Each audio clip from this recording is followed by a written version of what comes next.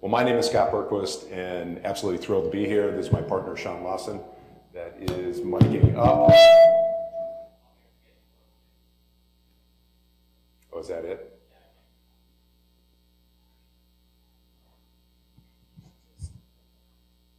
All right, while we're figuring that out.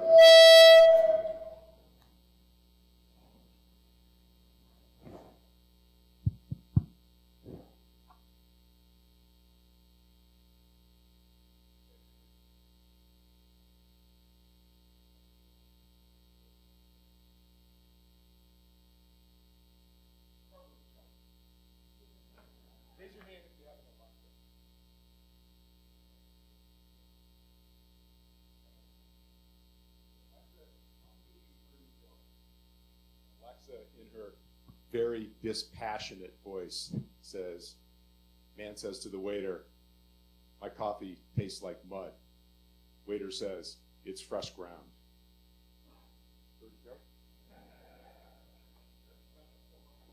Yeah, well, that was pretty good, actually. Is that working? Yeah. All right, great. So in Peter's intro, it was fantastic. I think it set us up well to have this conversation. And what we're going to do, Sean and I, we're going to kind of elevate, and we're going to talk about national capital markets, venture markets, and then we're going to bring it local. We're going to go regional to the Rocky Mountain region. And then the last slide, which I think is one of the most thought-provoking, is talking about Colorado and seed and Series A investment. And compares it to Bay Area realities. The reason why, I guess I'm thrilled to be here, not just, the audience, but in terms of the topic as it relates to the audience, is that a wise person once said, hey, there's no Series B without a Series A. There's no Series A without a seed, without the angel. And so I think it's very important that we create these different reference points, these areas of perspective, and bring it back to how you guys think about investment at that seed and angel stage. Sean and I come at this, I would say, from an informed position. Silicon Valley Bank, if you're not aware, we're a global financial institution focused on the innovation economy. What is the innovation economy? It's basically technology and life science companies and the institutional capital providers that fund those. So these are VC and private equity firms. What does that yield in terms of a business for us? You can see in the middle of this graphic that we bank 50% of the VC-backed companies on average in any given year. That'll also translate into banking 50% of the technology IPOs.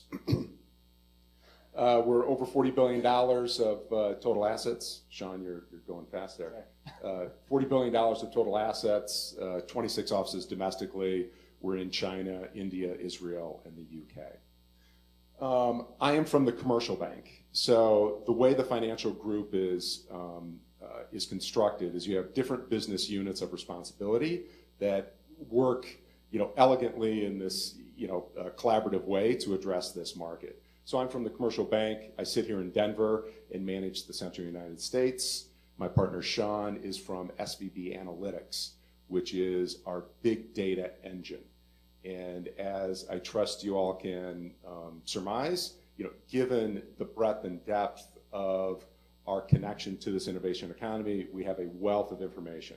So Sean and his team will take proprietary data that is our own. They'll mash it up with lots of other public data, and they'll tease out some really interesting things. Today, we're going to talk about the state of the markets, which is a quarterly report that Sean's team puts out. But in addition to some of these state of the market updates, Sean and his group will also do some very sector-specific, very deep research or white papers. So think of digital health, the Internet of Things. What else have you done recently? Cybersecurity, yeah. Big data analytics, digital health. Yeah. And so all of that information, in addition to this talk that we're going to give today, are on the SVB website. So you can go there, you can find the insights that we provide, and use them for your own knowledge build, and get as informed as you possibly can. All right, so what are we going to do today? We've got about 20, 25 slides that we're going to try to run through. And I'll make a qualification on the front end that some of these are data rich. I hesitate to say data heavy because that would be more pejorative. I'm going to say data rich. And so they may be tough to digest in the 30 seconds that we'll put them on the screen. But like I say, Peter's going to make this available to you all through his site, and then you can also come to svb.com and download it, digest it, and if you have any questions, obviously feel free to reach out to either one of us. With that, Sean, I'll hand it off. All right, great. Thanks, Scott. Good morning, everybody. So as Scott mentioned, this is a report that we put together on a quarterly basis at this point, and it's really meant to sort of summarize all the factors that are, influencing our ecosystem, the VC ecosystem, all the way from macro to the interest rates, all the way down to industry-specific, fundraising environments. So starting off, interest rates very high level. I think at this point everybody is pretty familiar with this, that we're in a negative, low rate environment. And any macroeconomists in the audience today? No? Okay, great.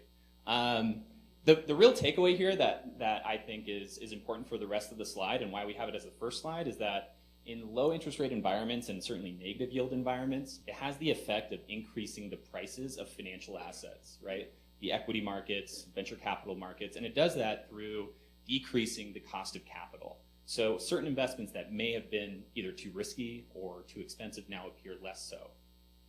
And we've seen that in the equity markets. So this is a graph of the NASDAQ. You can see that we faced a lot of certain headwinds, macroeconomic headwinds in 2015, started capping out. And then more recently, in the last quarter or so, we've had the market sort of elevate beyond all-time highs. And this is as of Q3, so it's a little bit outdated at this point, but we expect future market movers to be factors such as the election's already passed, so that was certainly a factor that we had as of Q3. But the implied probability of a Fed rate hike. Yeah, and I think it's clear that these probabilities have all gone up in the past week, right, post-election. Right. I think the expectation is December at this point. So to that point of increasing the prices of financial assets and moving into certain asset classes that may have appeared more risky than before, or less risky than before in this lower yield environment. We really saw this theme emerge in 2014 and 2015, where we saw what's called the crossover investor. I'm sure everyone here has heard of the crossover investor at this point, but it's essentially investors that traditionally invested in the public equity market, so hedge funds and institutional equity mutual funds coming into the venture capital ecosystem and many times leading rounds, taking up anywhere between 80 to 90% of that given round size. And it's important to know here that these are really large funds compared to most venture funds. So they typically write really large checks, right? And so in 2014 and 2015, you saw that the average round that these investors participated in were about $140 to $150 million. And that's important for the next slide that we'll get into. But as of Q1 through Q3 2016, that's really tailed off a bit. And now that might be because this group that we're highlighting here, which would really be at the forefront of this movement into crossover investing, have pulled back specifically due to press issues or what have you. Companies who have received investment from some of these mutual funds are sort of bound to being reported in those funds publicly in their filings, right? And so, that could have sort of negative consequences. I've heard, you don't want to be subject to the restrictions or, the publicity of a public company without being a public company. So, certainly that's something that these companies who are taking investment from these firms consider. And that round size, right, so that really large round size, the large check size, $150 million, that sort of gave rise to what we're calling the private IPO boom, which really took place at the end of Q4 2014 all the way through Q3 2015. And what you see here is the light blue line are the private IPOs. So these are rounds that exceeded $100 million. We call them private IPOs because given the check size, these are rounds that typically have been reserved for the public markets, right?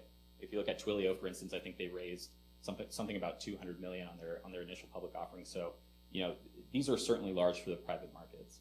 And you compare that with the tech IPO markets, and while they did while they were pretty lockstep through Q4 2014, they really started to diverge here in this sort of tech private IPO boom, sort of caused by crossovers coming in.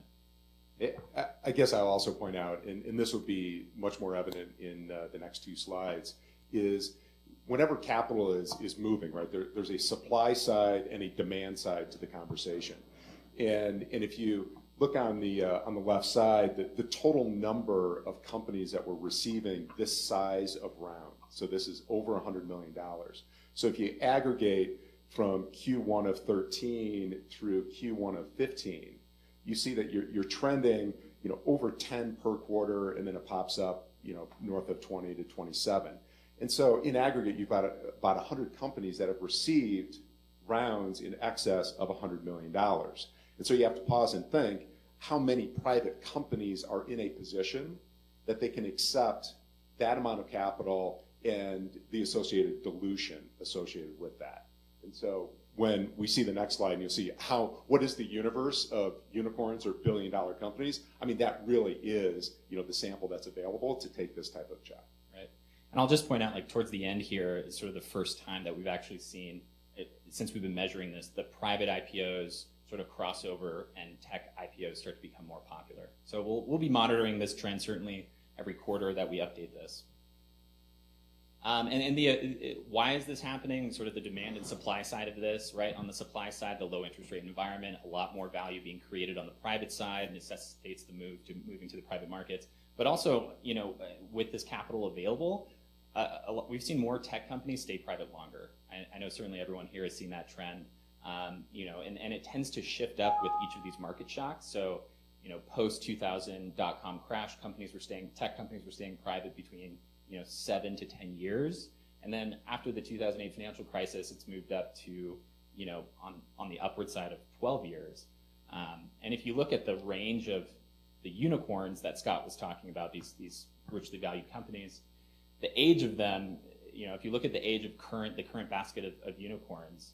The median is right around 8 years. And so if you expect this group to be the future IPO pipeline, you would expect this trend to remain over the foreseeable future. And that's an issue because, they're staying private for sometimes longer than many fund life cycles, right, of 10 years.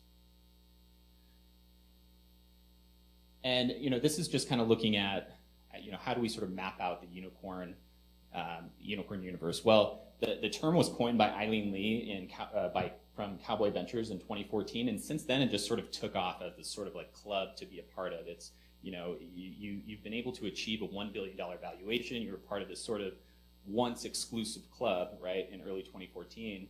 And then the light blue bars I'd want to point your attention to are the companies that are valued at about $1 billion. So really that was the range that really blew up through 2014 and 2015, and really tailed off and capped out throughout from 2015 to 2016, right, of net new unicorns. Yeah, and going back to my comment a minute ago, if you look at the bar graph and you see the growth of this class of investment opportunity, you see the accelerated growth 14 through the end of 15, when most of those crossover investments were happening, or the pre-IPO, as Sean was relating it. The other thing that really strikes me about this slide is if you look at the pie graph, and as a basket, this is about 600 billion, I think is the number in total basket or enterprise or market cap.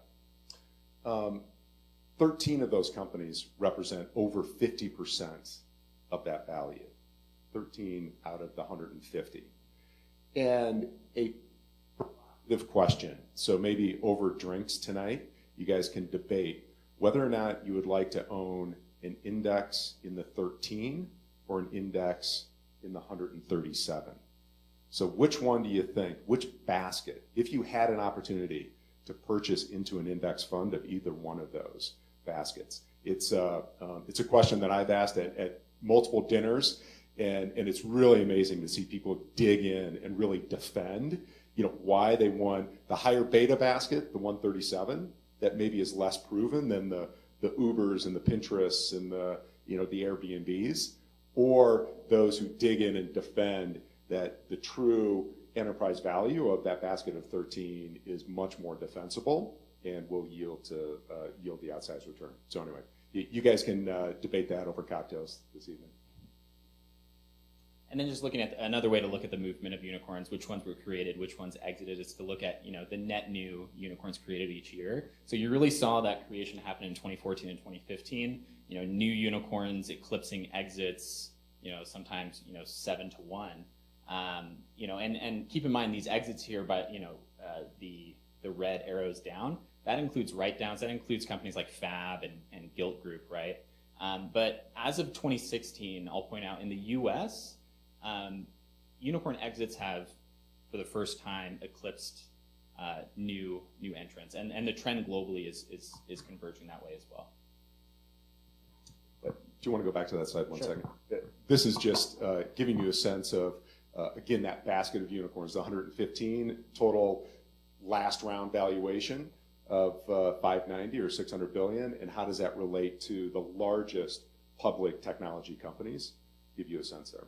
Right, and this is as of Q3, so obviously the Trump bump hasn't affected technology as positively. So right now the unicorn basket is worth more than these companies shown here. Yeah. And then looking at exit conditions, when we look at the IPO window, we've traditionally seen that great windows for IPOs take place alongside periods of low volatility, which we've defined here as sustainable volatility under 20, right? So we saw that from H1 2013 to H1 2014, we had a sustained period of volatility under 20, and record level tech IPOs. Fast forward to H2 2015 to the first half of 2016. The first half of 2016 being one of the worst periods for tech IPOs. That also came with very large spikes in the volatility index. And when you look at Q3 2016 tech IPOs, which there were more tech IPOs in Q3 than all of the first half, that coincided with lower volatility. So we want to keep tracking this over time to see if this trend sort of holds out. And as it does hold out, lower volatility, we would expect more tech IPOs to take place. And I was just going to say, if you all didn't see it, Snap announced their IPO plans today. So fingers crossed that that is one of those benchmarks that will open the window for others. Absolutely. So switching into key themes so this is a section that we include in each one of these. Kind of, we've talked about the macro side. Now we want to talk about what's happened more recently and how that sort of impacts some of what we think is going to take place going forward. So I'll start off with what we saw in Q2. So in Q2, so coming out of Q1, right, there were no tech IPOs at all. It was pretty quiet. It was a pretty quiet period in venture capital in terms of exits. And then in Q2, when we saw the market coming down a bit and valuations coming down, we saw this record level of public to private deals, right? So these are large, either private equity companies or strategic players making acquisitions of publicly traded cloud software companies. So this is the biggest quarter for public to private takeovers since 2009, and it's the biggest quarter for cloud software public to private takeovers. So that's certainly significant, right? And it's important to point out that the companies that were acquired by financial buyers have a different financial profile than the strategic acquisitions, right? Many of these financial buyers were picking off companies that had demonstrated cash flow profitability, whereas these strategic buyers were really buying higher growth. Mark Benioff stated after the Demandware purchase that it's been the most active and competitive M&A environment he's ever been a part of. And I would just add that makes sense. If you guys look at the left side of this graph, and if you can't see it in the back, you look at the financial buyers. These are large classic private equity firms that traditionally will use leverage on top of the equity to make these purchases, make these acquisitions. So if you're going to lever something up, you like to have cash flow. And so that's why they're going to orient toward that more mature, more predictable type company, as opposed to the traditional tech on tech, which is premised around growth. Right. And just chronologically speaking, it did start off with many of these like $500 million acquisitions. And as the quarter progressed and into early Q2 with NetSuite, those acquisitions got larger and larger. And this is a really data-rich slide as well. But it's a way to look at what happened to lead up to such a rapid increase in M&A. And so if you look at throughout 2015, which we're calling the good times, right? And these lines here, these line charts, these are the forward revenue multiples of a basket of cloud software companies. So throughout 2015, you saw the third quartile. These are the really high growth cloud software companies come down a bit, whereas the median, which these are the more stable companies that have been public a lot longer, had stayed pretty consistent. And then we had this 4.5-month gap, right, starting at the end of 2015 through the first half of Q2, where there were 0 IPOs, there weren't really any acquisitions, and then there was SecureWorks, right? So that was more of a spinoff from Dell, I believe. SecureWorks right here. Yeah. So all the yellow dots, these are IPOs, and all the black dots are M&A. But if you don't include SecureWorks as an IPO, then the next one is Twilio. So that's a 6-month period where nothing is going on. And then what happened, in that time frame was, in one quarter you have this record level of M&A, right? So 14 public SaaS acquisitions taking place right here. And since then, we've seen that really restore confidence in valuations going forward. And that's when we saw, more cloud software companies testing the waters. And then after Q3, of course, Coupa Software went public as well. Yeah, I think September was a historical month for M&A. Right, absolutely. And we like to talk about what's going. Have things changed dramatically to kind of shift the IPO window open? We certainly heard. Anyone who's reading the news in tech will have read. It's all about. Unit economics and fundamentals, which it certainly is.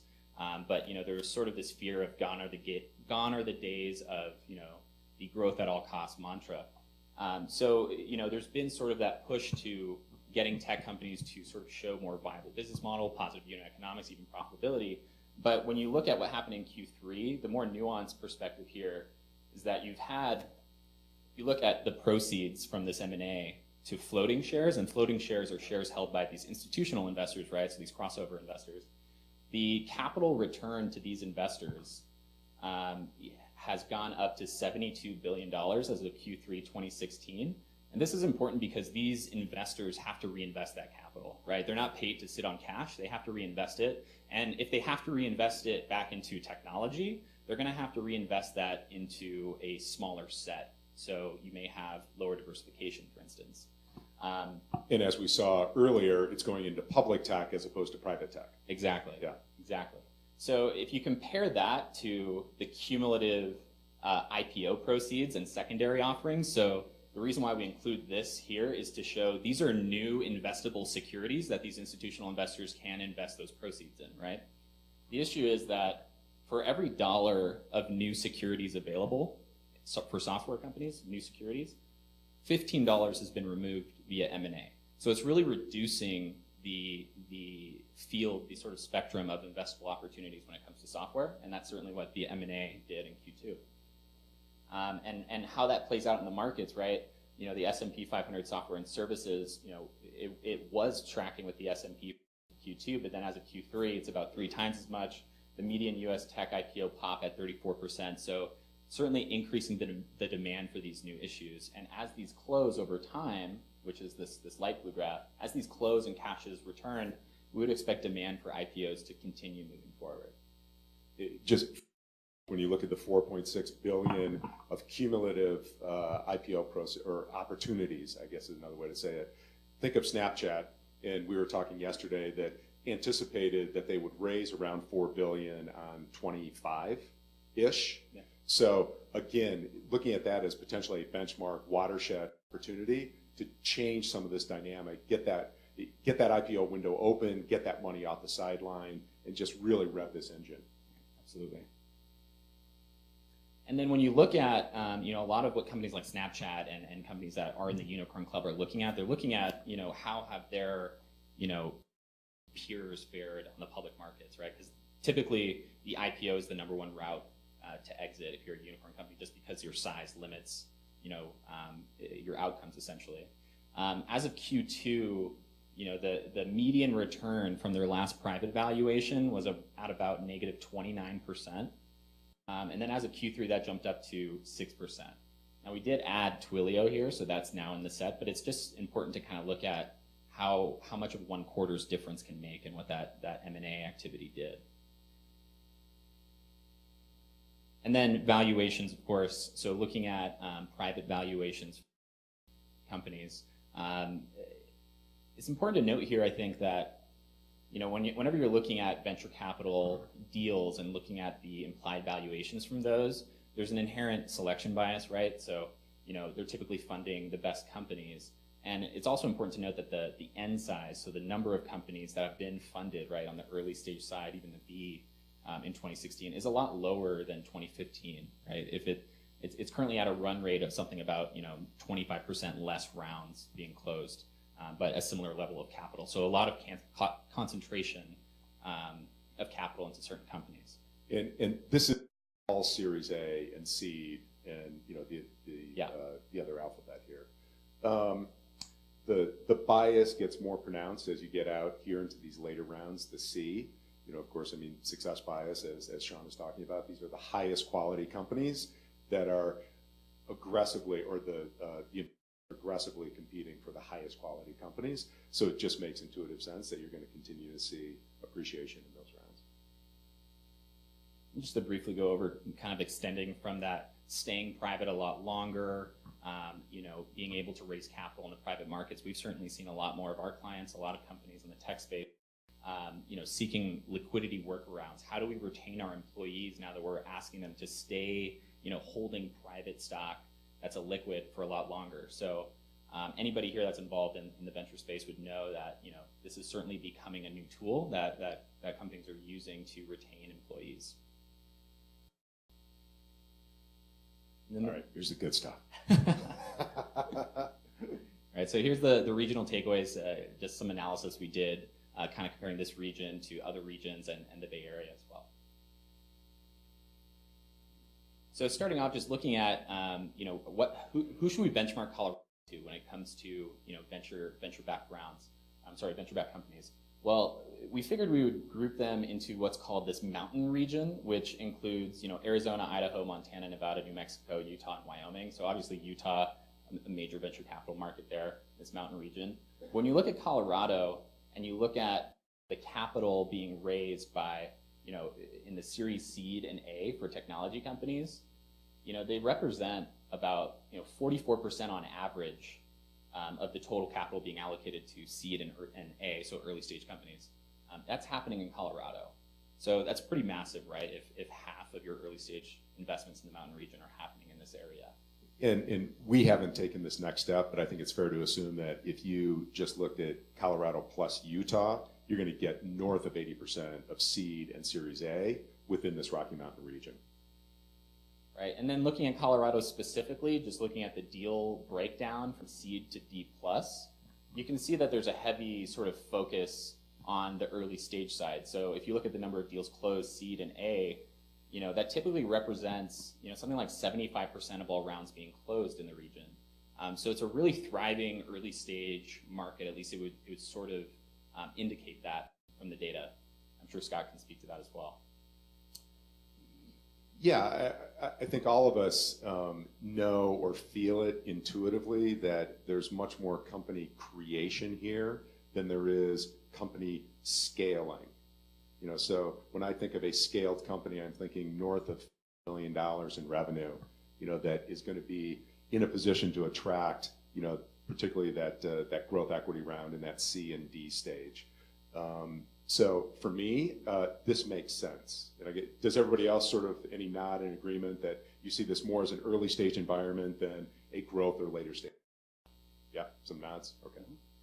And now comparing those rounds, those early stage rounds, to the Bay Area, sort of the mecca, or so to speak, of venture financing, and you look at how do valuations and how much capital companies are raising at the Series A, how do they differ? On the left here, this is looking at the median Series A round size between Colorado and the Bay Area. A few things to point out here. Colorado has been pretty consistent with the size of their Series A, anywhere between $3 to $4 million for a Series A.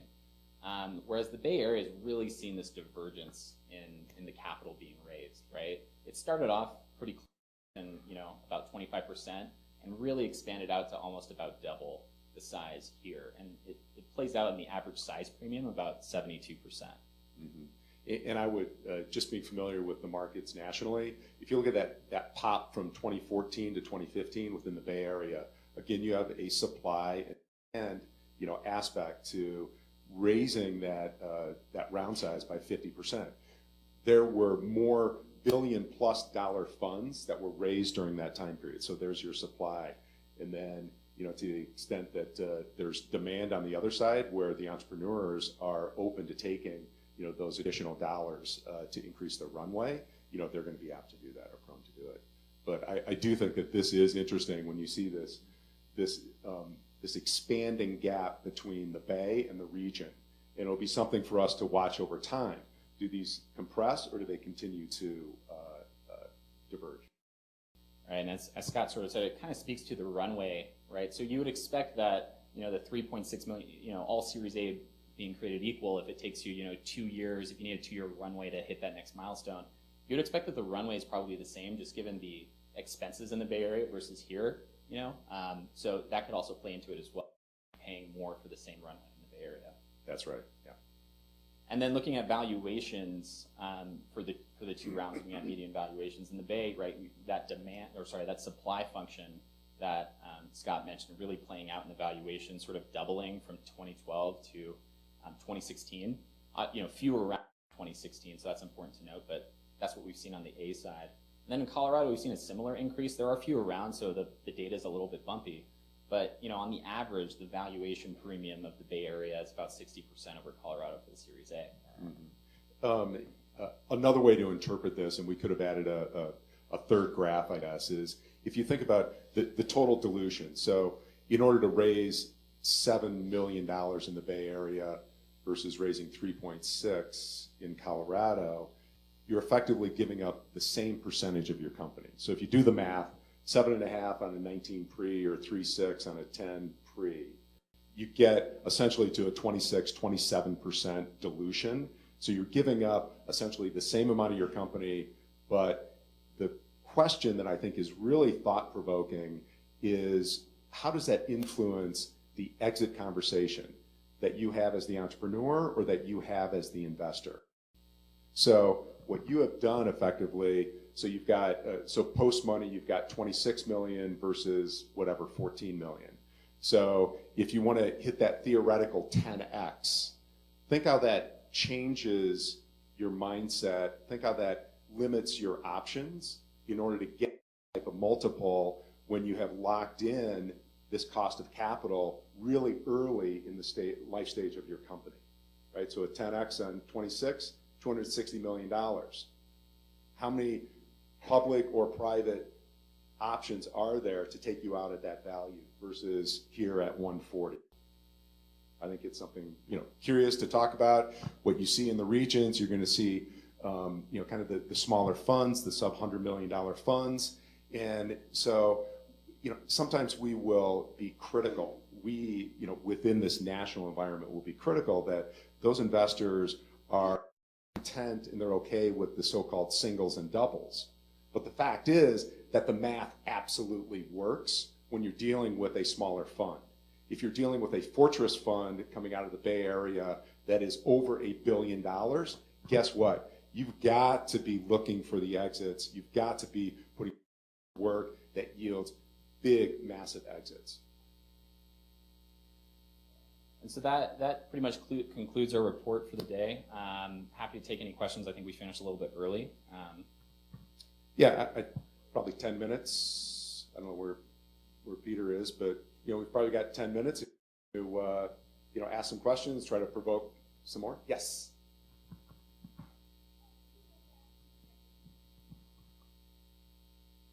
Would you go back to the Uber slide just before Colorado? You guys are talking about it's hard to get money out of the Uber from the investor perspective or something like that. I didn't quite understand what you meant by that. No, keep going. Just before selling Uber yeah. Yeah, so what do you mean by that? Because it's still a private company.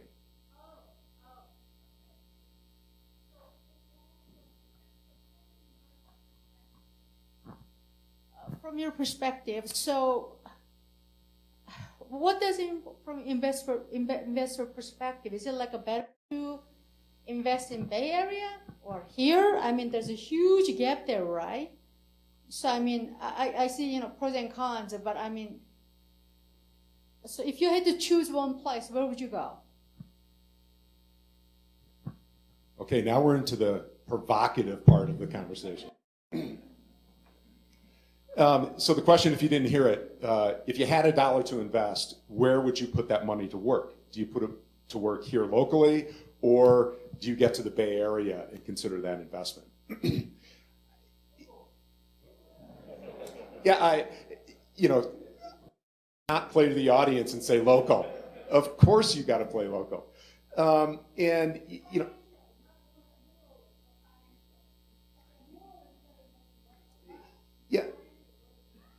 yeah, well, thank you for the question. And I guess I would go back to the previous slide that when I was the economics, where you're creating, I think, more exit opportunities for yourself if your point of entry is at a lower valuation.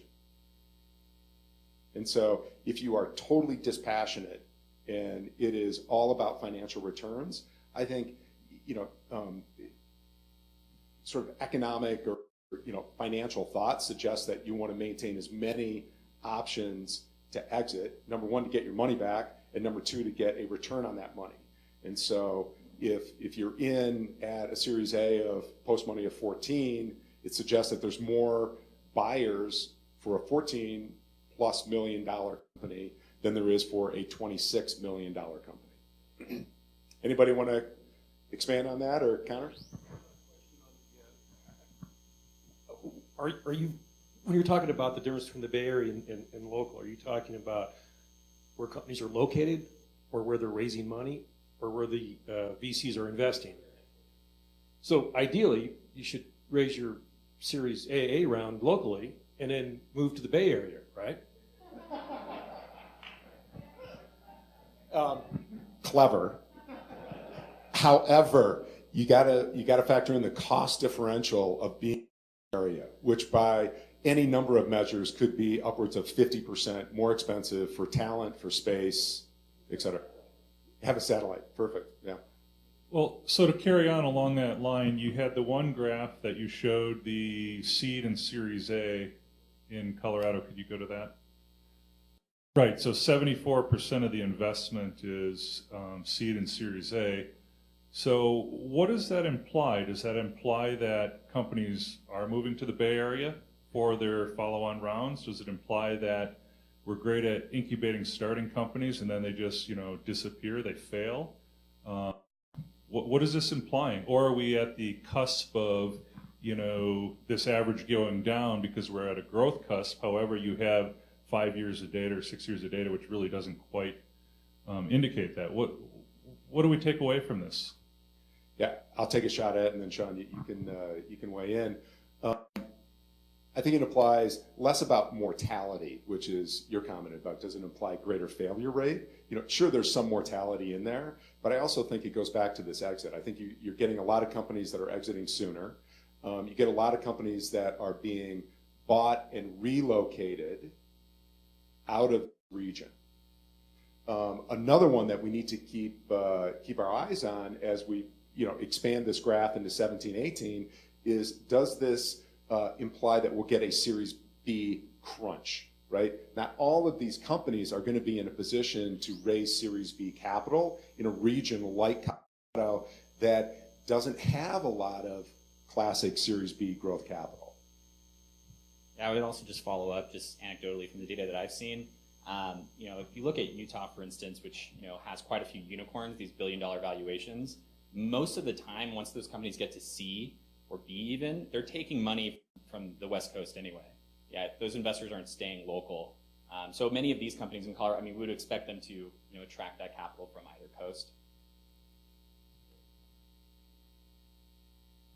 As a follow-on to that, this is really, you know, Colorado venture deal count.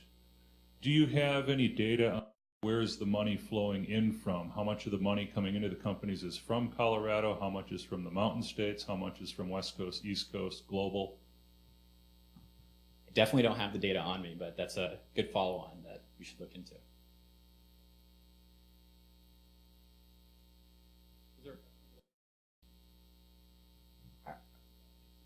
I got a question. Sean? Yeah.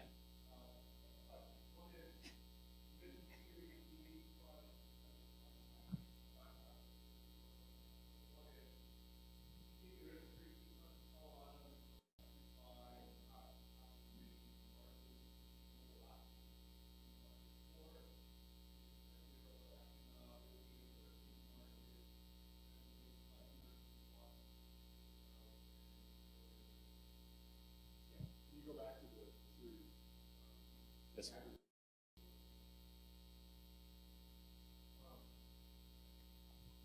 Series B is historically and most definitely currently the hardest round to raise. Okay, these are companies, so when you're raising seed and Series A, these are by definition going to be kind of dev stage companies, hitting development milestones as opposed to revenue milestones and market-based milestones. When you're trying to raise money in that Series B, they're missing those milestones historically. And so there's a crunch around Series B nationally, and I would say, even more, exacerbated here locally. That comment that I made, that is not unique to Colorado. That is, I cover the central United States. So you think of, kind of the Big Ten cities. So Chicago, Columbus, Ann Arbor, Madison, the same phenomenon is happening in those places as well.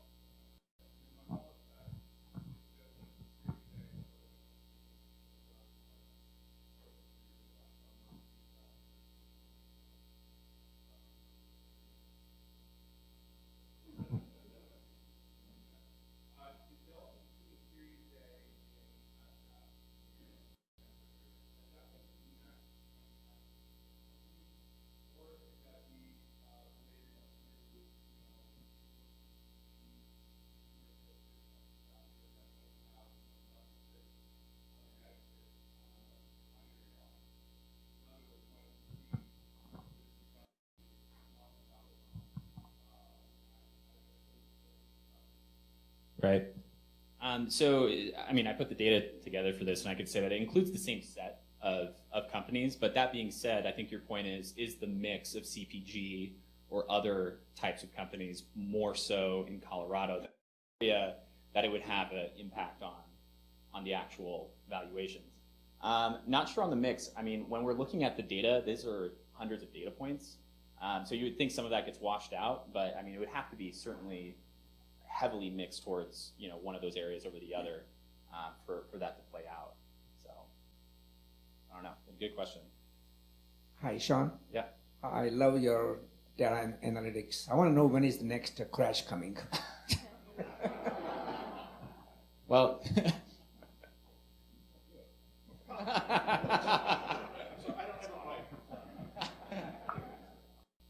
You mean that it crashed in what sense?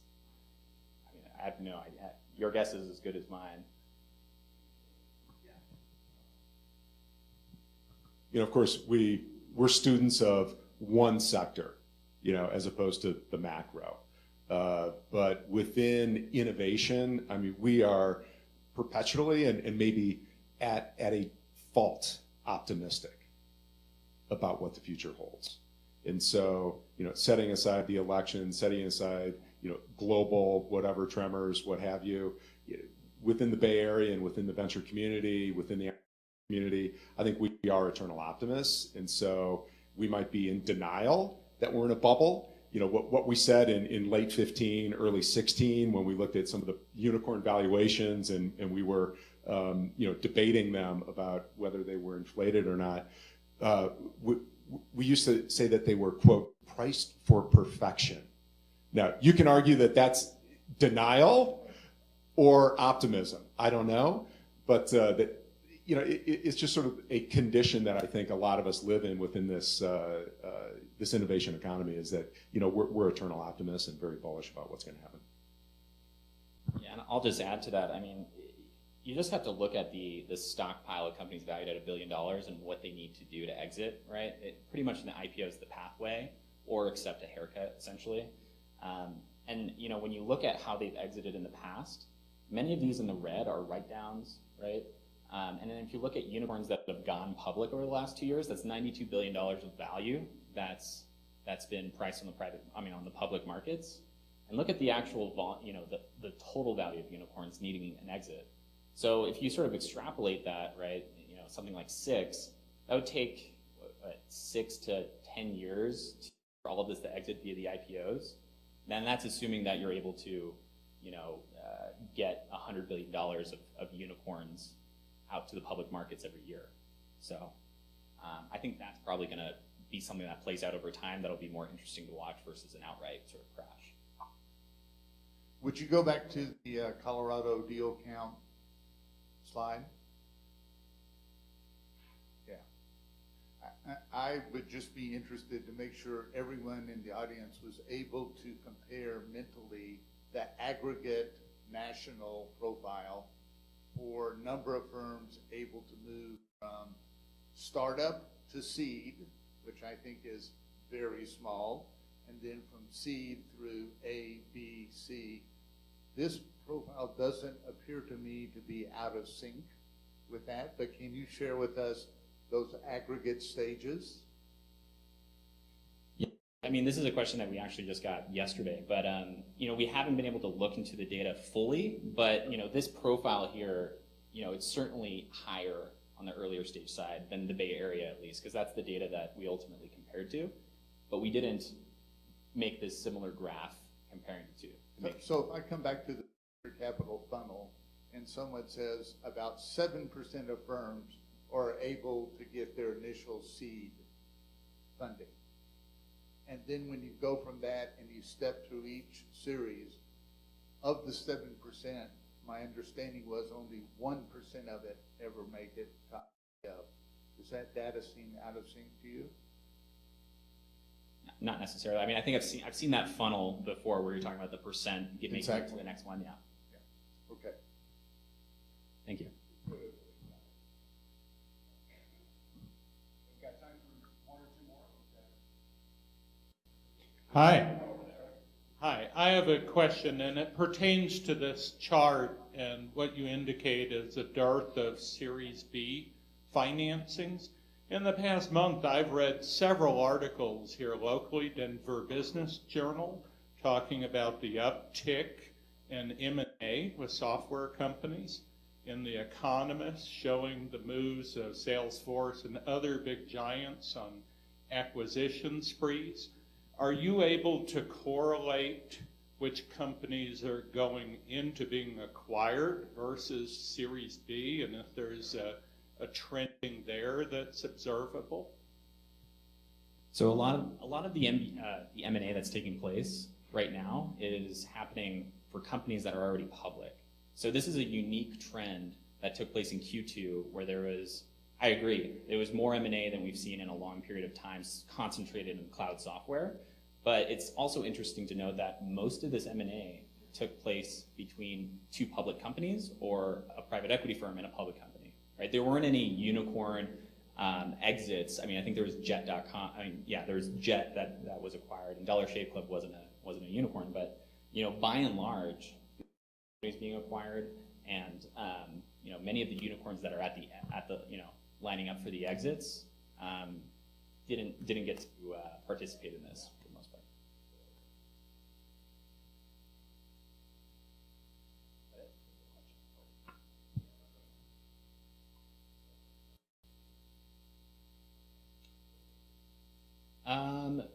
Are they public? So they would have to be public and cloud software to be included in this data set. Yes. Yeah. So if you could go back to slide 22 once again. It's very surprising to see the Series A in 2016 being larger than the seed investment. Is this indicative of a lack of new companies coming into that are investable in Series A? And then 2, it would seem like finding companies that are planning on exiting after a Series A and not requiring a Series B would be the obvious advantage there. Could you speak to those two pieces? It's actually a great question, great observation. You can see how that changed a little bit over time, where you would assume there's higher volume, again, back to the funnel, more seed, less Series A. Couple thoughts on this, and I don't have the data to support it, but you can get into some definitional problems as to what is a Series A versus a seed round. Does it have to be institutional? Does it not? How is somebody sort of characterizing it? And then another thought would be there's a lot of companies now that are waiting to go raise that capital later in their life stage. So rather than raising off the napkin, the proverbial napkin, they're bootstrapping to prototype, to market confirmation, to even early revenue before they go raise even the seed or the Series A. We're seeing more of that than you would have back, in these earlier periods. So that can also be influencing the data. I don't know if you have something else to add to that.